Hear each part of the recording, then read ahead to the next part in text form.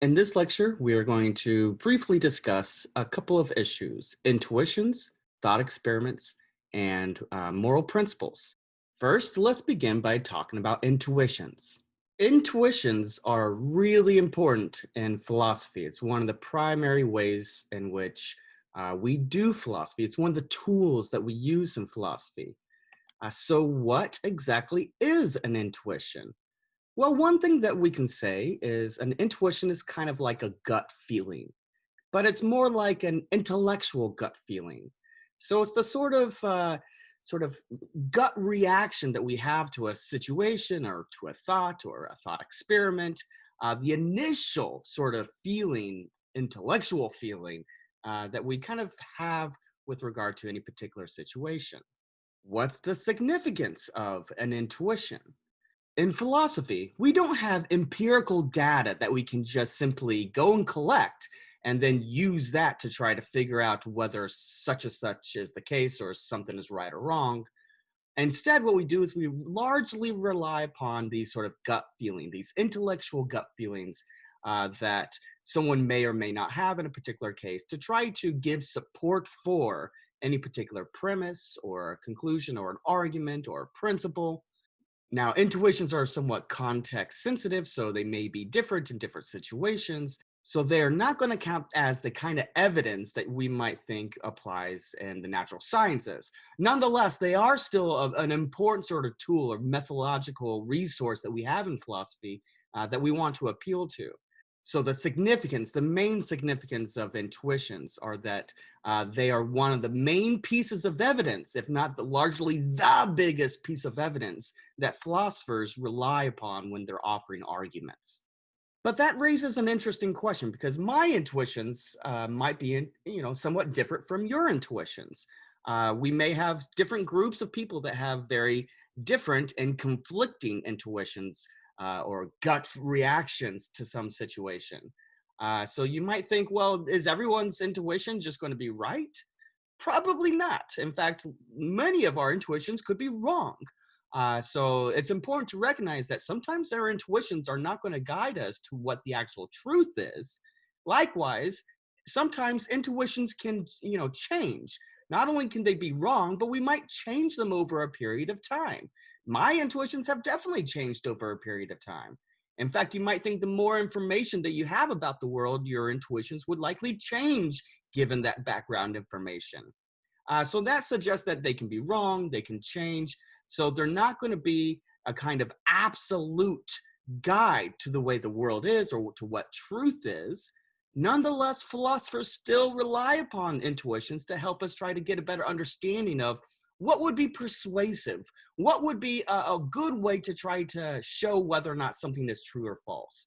Doesn't necessarily mean that it is true or false. It's just a way for us to try to get a gauge of how people react. What would people be willing to accept or not accept? What sort of things would be persuasive in an argument? What sort of things would people be willing to accept or reject? These are the reasons why we rely on intuitions. Of course, there are many different sort of intuitions and different ways in which we could elicit somebody's intuitions. We might tell some sort of a fanciful story. We might give a case example. We might just tell a personal story. We might give a report from the news. We might just try to give a description of some sort. One of the main ways in which philosophers try to elicit intuitions from folk is through thought experiments. So that means that we need to talk about what exactly a thought experiment is. Well, thought experiment is when we try to create a situation. Oftentimes, these situations are very fanciful or hypothetical or maybe not very likely. Nonetheless, we create a world. We try to describe a world where certain things are true. And so we try to come up with different ingredients that we need for the thought experiment. And those ingredients are going to depend upon what it is that we're trying to show by the thought experiment. So if our thought experiment is going to have to do with whether or not some action is morally right or wrong, then we want to highlight and focus on the main ingredients to show whether or not that action would be right or wrong. So we wouldn't want to spend a lot of time in the thought experiment describing things that are not related to that action. we would want to try to include ingredients that focus on specifically that particular action. And the same sort of thing would go for all kinds of different things. If we have a moral principle that's trying to say that lying is sometimes permissible, then we would want to create a thought experiment that illustrates and brings an illumination to why it is that sometimes maybe lying is the right thing, or at least a permissible thing to do. And so by describing these thought experiments, these hypothetical possible worlds, we can then ask folk, what are your intuitions about this? Are your intuitions in line with mine? Is everybody kind of in agreement that this is the right thing or the wrong thing? Maybe everybody's just going to have a gut reaction that says, no, this is totally wrong. And that might be an indication to us that something has gone awry with the story that's being told in the thought experiment. Sometimes we want to explain a thought experiment and then relate it to some other thought experiment, right? We might want to sort of contrast and compare the different principles that are being discussed in the thought experiment. And that way we can, contrast and compare different intuitions that one might have between different thought experiments. In fact, in a little bit here, you're going to watch videos on what's called the trolley car problem. And the trolley car problem is a thought experiment that's supposed to elicit our intuitions with regard to whether or not maximizing the good consequences is the right thing to do, or if there might be something else that's important too. So I'll have you watch those videos after you're done watching this, and we might compare that thought experiment to maybe some other sort of thought experiments and see whether or not our intuitions are the same. So let's quickly talk about some examples. The main example that I'm going to have you think about is, like I just said, the trolley car problem. The trolley car problem is a situation where a trolley is going down an embankment really quickly, really fastly. It's out of control. And you have the ability to pull the lever, which would change the direction of the trolley car. Now, the reason why you might want to do that is because at the end of the embankment, let's say that there's 5 innocent people strapped or tied up to the track. So if you do nothing at all, then the trolley car is going to kill 5 people. But if you pull the lever, then it's going to change the course of the trolley car so that way you save the 5 people. Intuitively speaking, that looks like a good thing to do. We would want to save 5 people, right? But what if by pulling the lever, you change the course of the trolley such that it's going to kill 1 person who's strapped to the track? So in this situation, you save 5, but you kill 1. The question is, do you pull the lever? Do you think it's better to save 5 than to kill 1? Or maybe you would not do anything at all because you don't want to have any sort of causal interaction with what takes place. Right. So that's the main reason why thought experiments matter for philosophy. In philosophy, we don't have the advantage of going into a laboratory to run some experiments. What we do instead is we run sort of like intellectual experiments. That's why they're thought experiments. And that's how it's related to intuitions, right? The thought experiments are supposed to sort of allow us to look closely at the different intuitions we have. And maybe our intuitions will change and vary depending upon what the thought experiment is. And so one thing that we would want to say is that we can elicit people's intuitions using thought experiments in order to give counterexamples. Now, what exactly is a counterexample? A counterexample is where you take a premise or you take a principle or some statement, something that's truth apt. It can either be true or false. And we try to give a counterexample to show that it's false, right? So we're trying to negate that statement, that principle, that premise. And so the thought experiment would be describing a situation where something occurs that suggests to us the premise is false, or that suggests to us, given our intuitions, that we don't think the premise is true. Right? So it's a negation of that premise. That's what a general counterexample is. Of course, that's not the only way that we can give a counterexample, right? While we do use thought experiments to give counterexamples, we can also collect data. We can go out and get information, or we can just appeal to the empirical information, the empirical data that's available through the natural sciences. So that's not off limits to us. It's not as though simply because we're doing this very a priori philosophical analysis of different situations or thought experience, that doesn't mean we can't also use empirical data, right? So if we've got some empirical information that says some premise is false, that's also going to count as a counterexample, right? It's going to count as a reason to think the negation of the premise is true. And since we can't appeal to empirical data, it's possible that these thought experiments could literally just be describing some actual current event that happened, right? We can use a case study, or we can, go out and interview people, and that could also work as the kind of information that we would need to show that there's a counterexample to some premise or some statement that the argument is asserting as being true. And if we can give a counterexample to that, then that means that the negation of it's true, which means the premise is false. So now let's talk about what a moral principle is. A moral principle is going to tell us whether or not something is morally permissible or morally wrong, right? It's going to tell us what to do in some situation. The reason why that's going to matter for us is because we're going to be considering lots of different sort of ways in which we can apply ethical theories in the real world. And so what we do is we look to see what our moral principle says, and we use it as a guide to try to figure out how we should behave, what our actions should be. And that's very closely related to intuitions, because oftentimes we use our intuitions to try to understand or define what exactly a moral principle says, right? So moral principles are things that once we put them together, we're able to have a moral theory. The moral theory is sort of built up out of these different principles, and the principles are sort of constructed or defined by appealing to these different intuitions that are supposed to be used as kind of as evidence for the moral principle itself. We might think, well, since they're, based upon these different intuitions, maybe those moral principles could be wrong. Maybe they could be changed. And that's definitely true, right? So we want to try to give an analysis of what these principles say. What do they mean? We want to maybe give a criticism of the principle.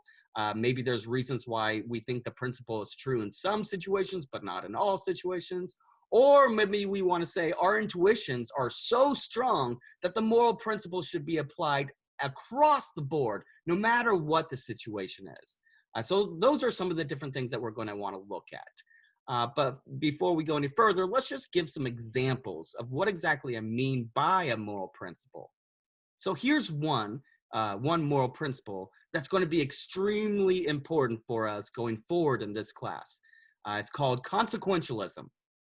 This moral principle says whether an act is morally right depends only on consequences, on the consequences of the action, as opposed to anything else that might be involved with that act.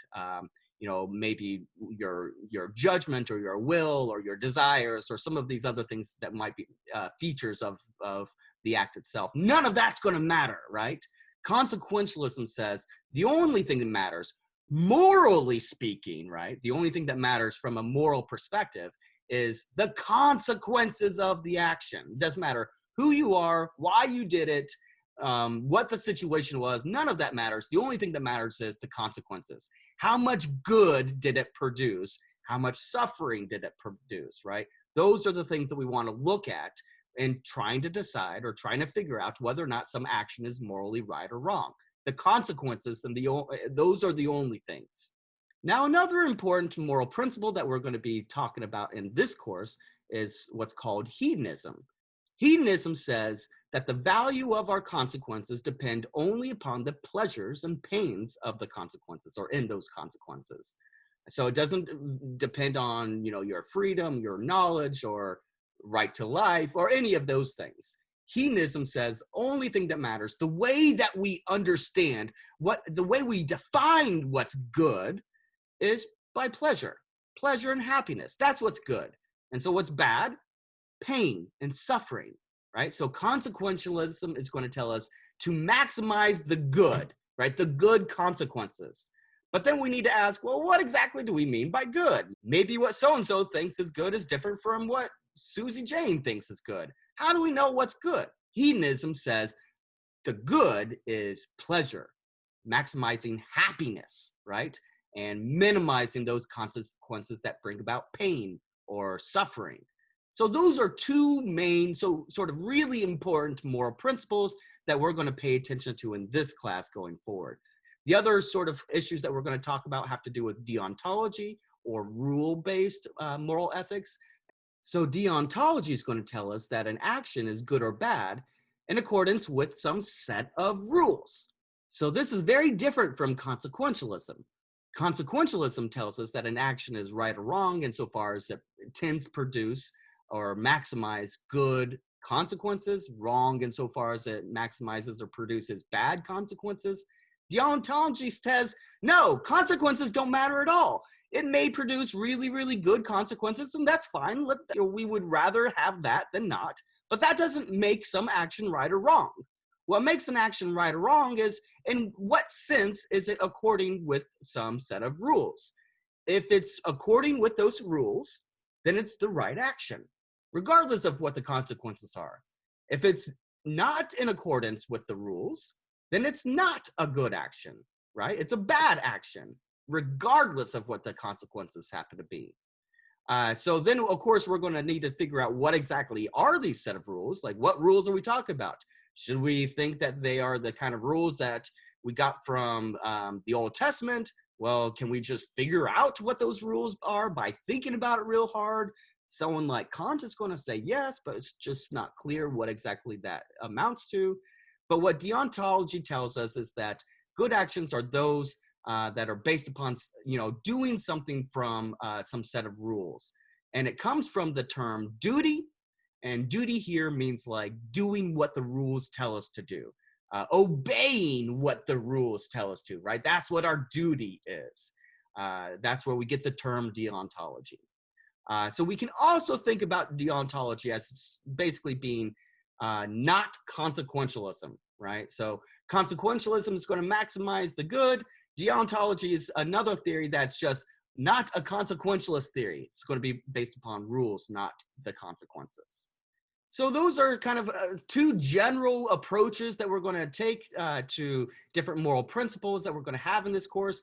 And we're going to look in the next module how we can kind of develop that into different moral theories, different normative theories that tell us what to do in certain situations. So we can think about consequentialism or deontology as sort of two sides of the same coin.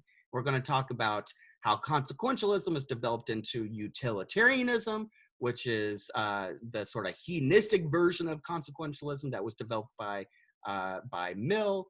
And then we're going to look at Immanuel Kant's version of deontology, which is an appeal to a very specific set of rules that Kant calls the categorical imperative.